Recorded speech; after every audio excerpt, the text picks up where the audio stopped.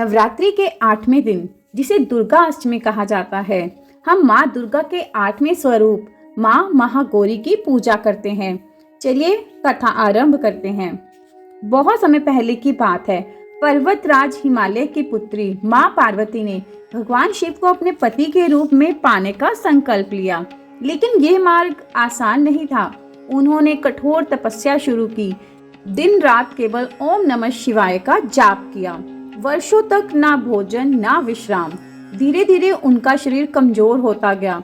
धूल, मिट्टी और कठोर तप के कारण उनका रंग काला पड़ गया। समय बीतता गया। पार्वती जी की तपस्या इतनी कठोर थी कि देवता भी आश्चर्य में पड़ गए। ठंडी हवाएं, बारिश, धूप, कुछ भी उन्हें रोक नहीं पाया। उनका मन केवल शिव में लीन था। उनकी ये तपस्या आत्म शुद्धि का प्रतीक बन गई। आखिरकार भगवान शिव उनकी भक्ति से प्रसन्न हुए और उनके सामने प्रकट हुए। हे पार्वती, तुम्हारी तपस्या ने मुझे प्रसन्न कर दिया है। फिर शिवजी ने उन्हें गंगा जल से स्नान करवाया।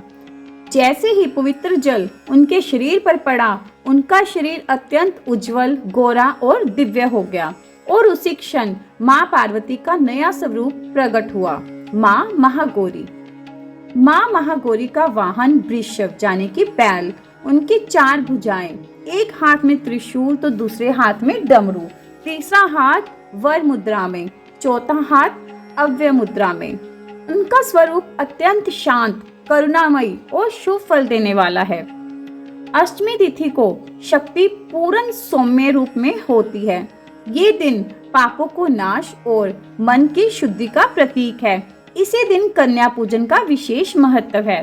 कहा जाता है कि 1 से 9 वर्ष तक की कन्याएं माँ दुर्गा के 9 रूपों का प्रतीक है। इसलिए अष्टमी या नवमी को कन्याओं को घर बुलाकर उनके पैर धोकर उन्हें भोजन करवाया जाता है। ये केवल एक परंपरा नहीं, ये नारी शक्ति के सम्मान का सबसे बड़ा प्रतीक है।